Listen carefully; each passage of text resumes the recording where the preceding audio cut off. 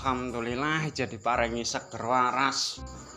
Senajan awak rasane wis sanyah kabeh. Suwe ora tau tampil pisan wis dawa kabeh ora ana cah nom-nom sing wis dolan rene gelem motongi ngono. Can. Tekan merdukun yo cepi, ora kaya jaman semono kae lho. Jaman urung ana apa kae. Wong ndek gawe malah rame saiki enek wong ndek gawe akeh kok malah sepi iki jan. Apa ya ana dukun sing canggih liyane aku ya? Ngrasakno alam-alam saiki ya wis akeh bencana. Bener lagune Bang Aci Loma Ilama. Apa ini akibat kesombongan manusia? Nes tuwek kok pengen nyanyi kok ya rekoco. Yos, muga-muga wae diparingi slamet kabeh dulur-dulur nang alam donya iki. Ora ana bencana-bencana sing ora meneh. Wis ngono wae dongane karo Mbah Kersa. Alhamdulillah iki wayahe metu kowe lho Le. Kowe nek ora metu Mbah Kersa ora entuk gula. Ya mulo kok nang kamar ae kok. Kowe nek gelem metu mesti entuk gula. Kowe bareng ki nek gelem metu ya entuk panganan ra ketang nang alas nyolong-nyolong pelem kan ya iso. Oh, zamane mbae mbiyen iki tak nggo buka alas. Tapi saiki wis tuwa aku wis ora iso buka alas. Wis karepe kono. Ben dibuka sing nom-nom alase.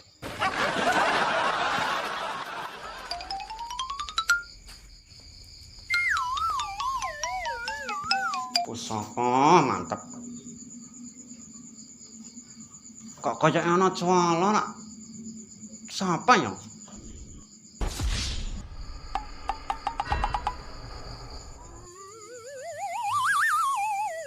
Pendengarane mah Mbah Kersa emang ijah canggih. Iki mesti ana maling sing ape nyolong gerobake Mbah Kersa. Gaman sakti. Wong sing nang ngarep omah ketoke wong krusek-krusek kuwi. Balang sirahe ya. Oke.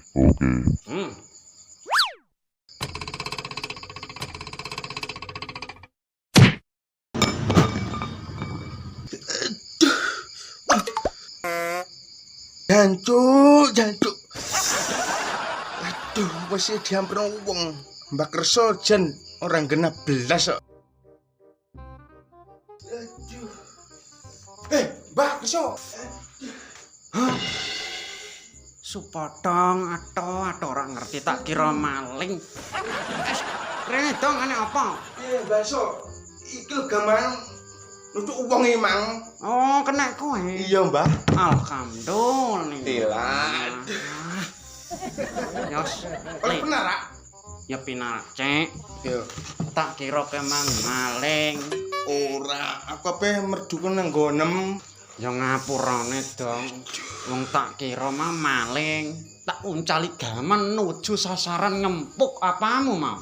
Iki lho sirahku, Mbah. Ya dimaklumi jenenge gaman ora tau kanggo sekali kanggo ngempuk sirah. Iya apes dalam dinopo iki mang kena sirahku. Iki mang dino. Minggu pon Kemis Legi. Allah. Mbok bener apa wae. Galak iki mang. Lho nek gaman iki nggo ngempuk apa ya mempuki dhewe ora usah digunakno menung wonge. Lah tujuane mrene apel apa to? Pemerdukan nang gone jenengan. Suwi ora entuk bojo-bojo batur turu iki piye? Nasibku iki. Ngono. Heeh. Ya solusine, Tak kira mbiyen iku wis diboco. Kok suwe ora tau dolan. Alah lali peleng kadang sibuk nang omah kok. Nah sibuk lho apa kelon ya ora tau iso sibuk kula. Ora iku golek kaya liyane. Oh golek duit. Apa nek sibuk golek duit ora masalah. Golek sibuk golek dhuwit iki. Jenenge manungsa iku diwajibno golek duit. Heeh. Sik tak terawange. Apa re, Mbah? Apa iku re? Iki ngono jenenge magnet. Oh ngono. Wong wedok semono uga nek ora mbok tarik nganggo magnet, ora gelem karo kowe. Mangkane iki tak ngecek kowe kelemahane ning ndi. Jajal golek ya, Mbah. Iki nyerot ya apik, ati mijen rasa cinta. Padha jen rasa cinta ene.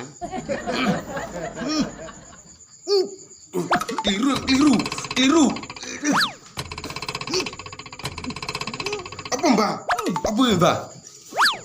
Apa balik nang kono neh, Mbah? Apa? Aduh. Jebol pengaruhe saka manukmu.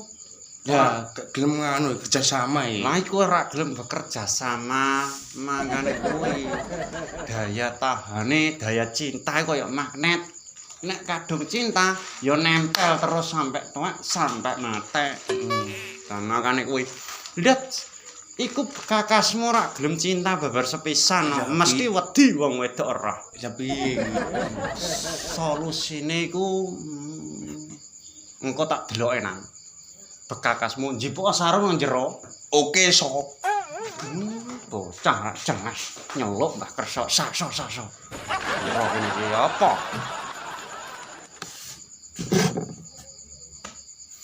Bocah mes soene dagak jalan. Sarunge nang ndok kok sampean teng pundi, Mbah? Sok. Nang jero keleng, sarung yo mesti nang ngawur nggon salat. Iya, Mbah. Bocah. Nah, iki lho ketemu, Mbah. Nah, dinggo sisan. Nggih lah, Mbah. Nah, karek nganggo plak. Pun siap, sok. Rene cepat. Nggih.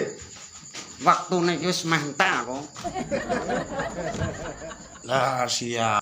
Tak cek sik. Nggih, Mbah. Mumpung jam-jam semene iki jah apik-apik ya dinggo. Apa? Ngecek. Nggih. Piye, Mbah? Nek koyo ewok iki lho. Alah nek Kursine iki lho kursine. tak tingkat mundur. Ayo. Mas, nggone sempit. Kene wis. Nah, Aku njong kene. iya ngawe dicek kakak. Yo.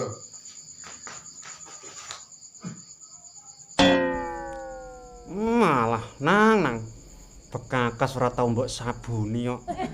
Engko nek ora mbok sabuni suwe-suwe rontok kok. Nan.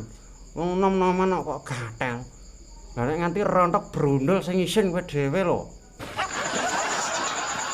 Nyopeni sing genak. Ndek barang kowe Nggih, Mbah. brundul kabeh ora tau mbok sabuni kok. Manut jenengan ae, Mbah. Mbok disuwuk, mbok dioperasi karek jenengan. Manut aku. Nggih, manut jenengan Mbah Nek Kersa. manut aku ya ilmu Jawa sing tanggo. Nggih. Nek operasi aku gak iso. Nggih. Tak ilmune nek. Nggih.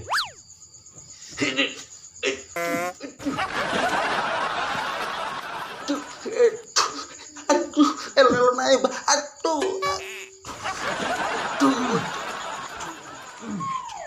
Nggih, Mbah. Sarate Sarate piye, Mbah? kowe sesuk kapan-kapan rene neh seminggu kemudian nggawa gula kopi karo kembang apa ya? Bendang payu ngono lho. Kok kembang bangah nang. Kembang bangah. Engko digawa nggo nggone Mbah Kersa kok tak suwuke neh. Sing bingung siji Mas Bodong iku, Mbah. Kon golek sarate mang. Kembang bangah ngene. Bangah. Kembang bangah iku ya ana dhewe. Ngono, Mbah. Ora kok banget lambemu ngono. Nggih, siap tak laksanakan besok tak golek. Sesuk golek Nggih, ambek apa masih jine lah lali. gula kopi. Wah, sik, siap. Iku aja nganti lali. Wis gawean apa piye kopine? Ya gula dhewe, kopi dhewe, mentahan wae wong ape digo syarat manukmu. Ngono, Mbah. Oke. Ngono lho, iki mang critane njaluk kopi. Nggih, ambek kembang bangah mang yo. Tol. Wes, muga-muga ndang payu nek wis entuk syarat kowe. Nggih. Aja lali mbok. Nggih. Iki oleh wangsul iki saiki Mas Bodong. Monggo ora Nggih. apa-apa. Pentrien, Mbah. Ya, hati-hati. Waduh. Kapak nembah so manuk kuwi iki. Jenenge manuk proses yo ngono kuwi adang tong. lara kemeng-kemeng sithik kuwi wajar. Wis go manut aku penak-penak. Oke, Mbah.